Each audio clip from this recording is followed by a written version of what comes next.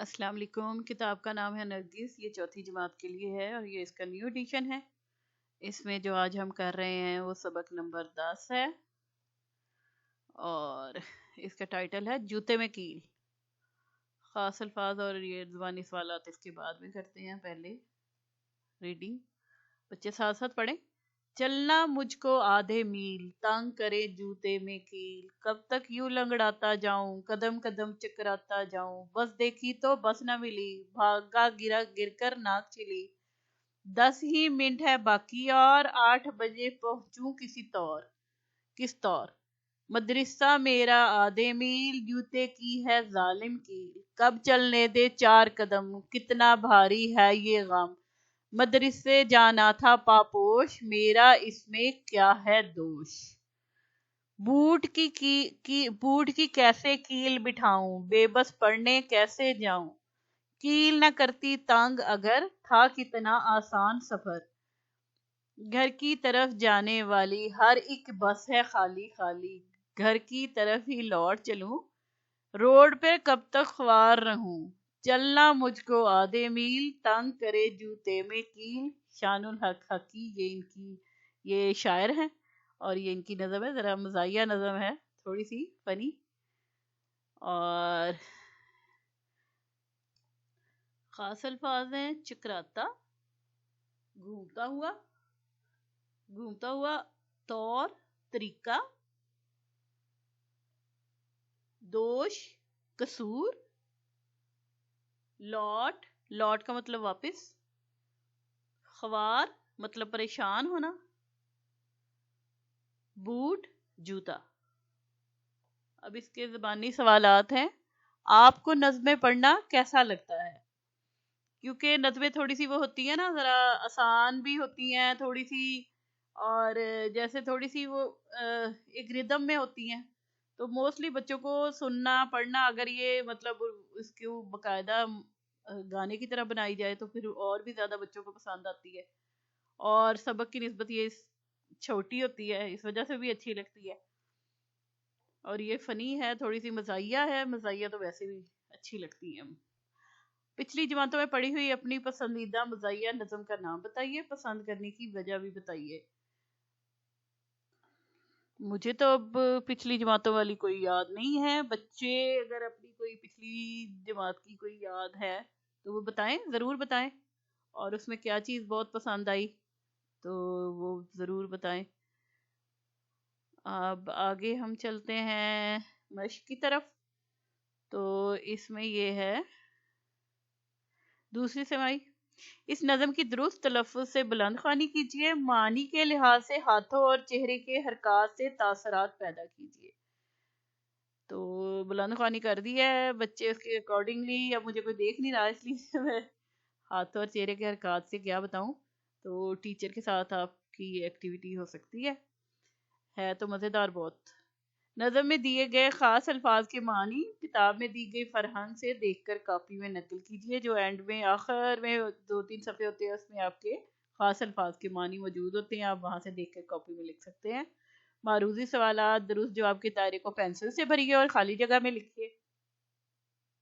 मदरसा कितना दूर था?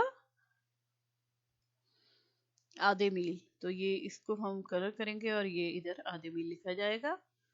और फिर अगला है मदरसे कितने बजे पहुंचना था? 8। ये रहा 8 बजे। ठीक है, इसको कलर करके इधर लिख देना 8। मदरसे पहुंचने में सिर्फ कितने मिनट बाकी रह गए थे? 10। तो इसको कलर करके इधर 10 लिख देना। किसकी कील चुभ रही थी? जूते की। तो ये जूते, इसको कलर करके इधर लिख देना जूते। जूते में कील की वजह से वो लंगड़ा कर चल रहा था, इधर इसमें कलर करके यहाँ पे लंगड़ा लिख देना। बूट में कील की वजह से वो पढ़ने, ये पढ़ने, इसको कलर करके इधर पढ़ने लिख देना, के लिए जाने से बेबस था। अब अगले सफ़े पे चलें। तो ये देखें कि मिसरे मिलाकर शेर मुकम्मल कीजिए और अपनी कॉपी में लिखिए। बस देखी तो बस ना मिली, تو اس کے آگے ہے بھاگا گر کر ناک چھیلی. مدرسہ میرے آدھے میل جوتے کی ہے ظالم کی. یہ اس کے ساتھ میچ کر لیں. مدرسے جانا تھا پاپوش میرا اس میں کیا ہے دوش. اب اس کو اس کے ساتھ میچ کر لیں. بوٹ کی کیسے کیل بٹھاؤں بے بس پڑھنے کیسے جاؤں. اس کے ساتھ میچ کر لیں. گھر کی طرف ہی لوٹ چلوں روڈ پہ کب تک خوار رہوں. تو یہ اس کے ساتھ میچ ہو گیا. پھر آگے ہے خوشخطی. نظم کے آخری 5 اشعار خود خوش خط نقل کیجیے کاپی میں. نظم سے ہے دو چشمی ہے کے 5 الفاظ چن کر کاپی میں خوش خط لکھیے. ٹھیک ہے. اور اس کے ساتھ ہے دو چشمی ہے بنانے کی مشق کیجیے. تو ایک کا آخری حصہ اور سواد کا سیرا. ٹھیک ہے. انہوں نے کہا کہ اس طرح بھی آپ بنا سکتے ہیں کہ جیسے توئے کا آخری حصہ بناتے ہیں اسی طرح سواد کا جو شروع کا بناتے ہیں. تو یہ اس طرح بھی ہو سکتا ہے.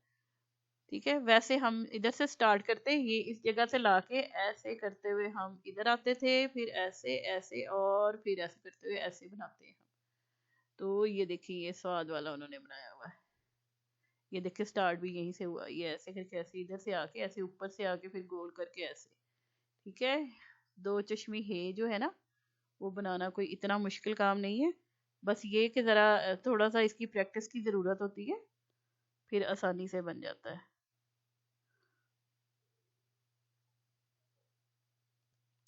اور جو بتانا ہے اس کے جو 5 اشعار جو ہیں خوش خط نقل کیجئے وہ آخری 5 اشعار کر لیں. اور نظم سے ہے کے دو چشمی ہے کے 5 الفاظ وہ میں بتا دیتی ہوں آپ کو.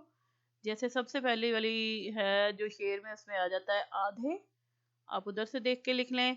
پھر یہ جو ہے تیسرے شعر میں ہے چھلی. اور پھر اس کے بعد اب آپ نیچے آ جائیں تو چھٹے شعر میں ہے بھاری. اور 8ویں میں ہے بٹھاؤں. اور پھر اس کے سامنے اسی کی لائن کے سامنے پڑھنے. تو اس طرح یہ 5 جو ہیں الفاظ ہو گئے. اور اس کے بعد سوالوں کے جواب اپنی کاپی پر لکھیے. اس نظم کے شاعر کون ہیں ان کا نام لکھیے. اس نظم کے شاعر شان الحق حقی ہیں. ٹھیک ہے. شاعر نے یہ نظم کس کی زبانی لکھی ہے. شاعر نے یہ نظم ایک اسکول جانے والے بچے کے زبانی لکھی ہے. بچے کی زبانی لکھی ہے. شاعر نے اس نظم میں کس مسئلے کا ذکر کیا ہے. شاعر نے اس نظم میں بچے کی جوتے کی کیل کو نظم میں بیان کیا ہے کہ بچہ اسکول جا رہا ہے مگر اس کے جوتے کی کیل اسے پریشان کر رہی ہے جس کی وجہ سے اسے چلنے میں دشواری پیش ہے. اگلا ہے کیا آپ کو بھی کبھی اس طرح کا کوئی مسئلہ پیش آیا ہے. مسئلہ اپنی کیفیات اور جذبات چند جملوں میں لکھیے. جیسے آپ کسی بچے کو جاتے ہوئے کوئی آپ جا رہے ہیں اور آپ کہیں سلپ ہو گئے ہیں آپ کے کپڑے گندے ہو گئے ہیں یا پھر آپ جا رہے ہیں اور بارش ہو رہی تھی تو آپ کے اوپر گندا پانی پاس سے گزرتے ہوئے کوئی موٹر سائیکل وغیرہ ڈال گیا ہے. ایسا کوئی بھی مسئلہ جو کہ آپ کو جاتے ہوئے راستے میں پیش آیا ہو تو اس کے بارے میں یہ لکھنا ہے آپ نے. آپ کو یہ نظم کیسی لگی اپنے جواب کی وجہ بھی لکھیے. تو یہ نظم مزاحیہ ہے اس وجہ سے بہت اچھی لکھی. پھر اس کی زبان جو ہے نا بہت آسان اردو استعمال کی گئی ہے جو کہ بڑی آسانی سے سمجھ میں آتی ہے. بچوں کو بھی بہت آسانی سے سمجھ میں آئی ہوگی. اور دوسرا تھوڑا سا اس کا جو طریقہ کار مزاحیہ ہے تو اس وجہ سے بھی زیادہ انٹرسٹنگ لگی ہوگی سن کے. تو یہ ریزنز لکھ سکتے ہیں آپ. اگلا ہے دیے گئے الفاظ کو اپنے جملوں میں استعمال کیجئے. آدھے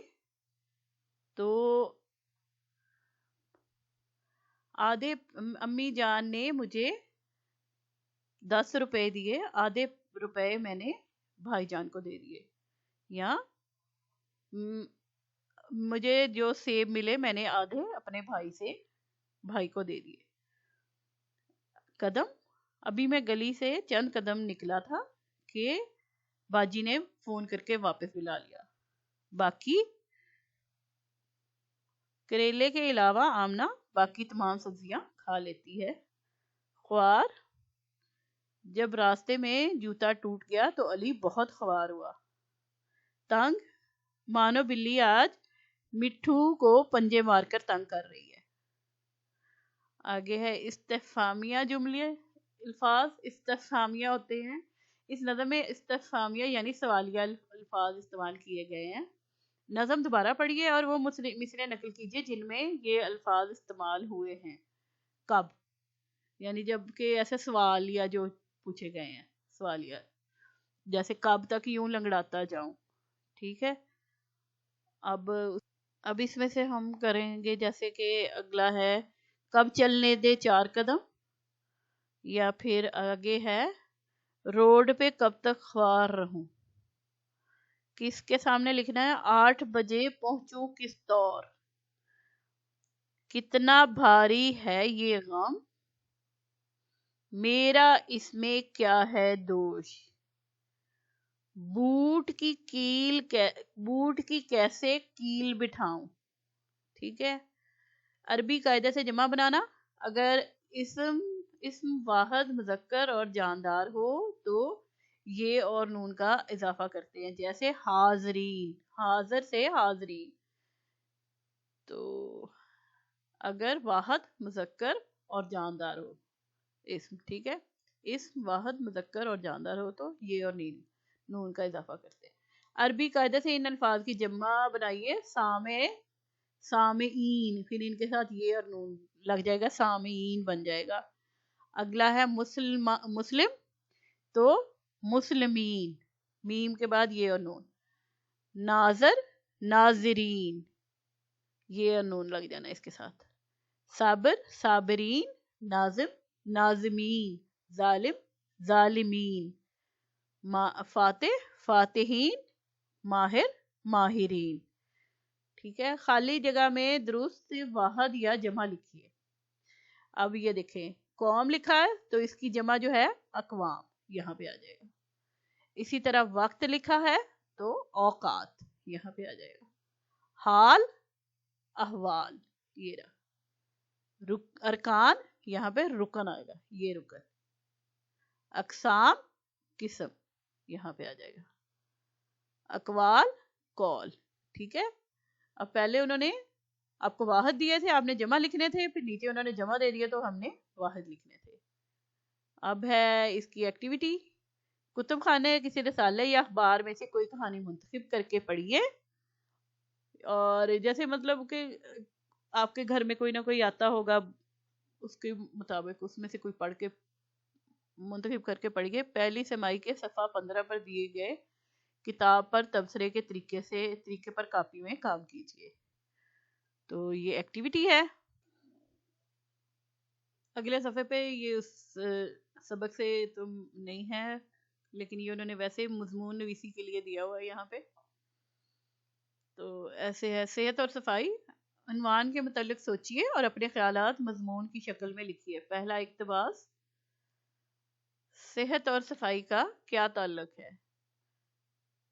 یعنی کہ اگر صفائی رکھتے ہیں تو اس سے آپ کی صحت پر کیا فرق پڑتا ہے؟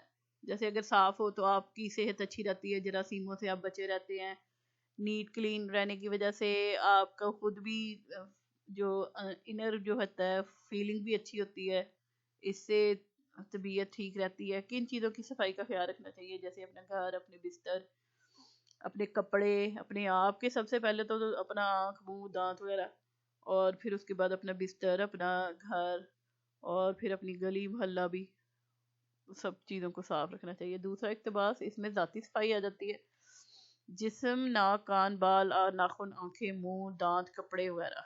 نہانے کا اہتمام، ہر جمعے کو ناخن تراشنا سنت رسول خاتم النبیین صلی اللہ علیہ وآلہ وصحبہ وسلم بھی ہے، یعنی کہ ہر جمعے کو کوشش کریں ضرور نہانے، باقی دنوں میں بھی نہائیں، لیکن جمعے کو دوپہر کو جمعے کی نماز سے پہلے نہانا جو ہے یہ سنت ہے۔ نمازوں کی پابندی سے انسان وضو کرتے وقت 5 مرتبہ ناک، کان، منہ، ہاتھ، پاؤں صاف کر لیتا ہے، تو بار بار دھونے کی وجہ سے جو جراثیم ہیں وہ بھی کم آپ کو افیکٹ کرتے ہیں۔ تیسرا اقتباس، گھر کے ارد گرد کا ماحول صاف رکھنا، گھر کو صاف رکھنا، جراثیم کش دواؤں کا استعمال کرنا، گھر میں ہوا اور دھوپ کے آنے کا انتظام کرنا۔ آخر میں حدیث مبارکہ بھی لکھ سکتے ہیں، جیسے صفائی نصف ایمان ہے، یا کسی کا کوئی قول شامل کر دیے، کوئی شعر بھی شامل کر سکتے ہیں آپ اس طرح. تو یہ مضمون لکھنے کے لیے انہوں نے دیا ہے، یہ ایکٹیویٹی ہے. اور اس طرح یہ والی ہماری جو ہے سبق ہمارا کمپلیٹ ہو گیا. اس سے اگلا سبق ہم اگلے ویڈیو میں کریں گے. Thank you.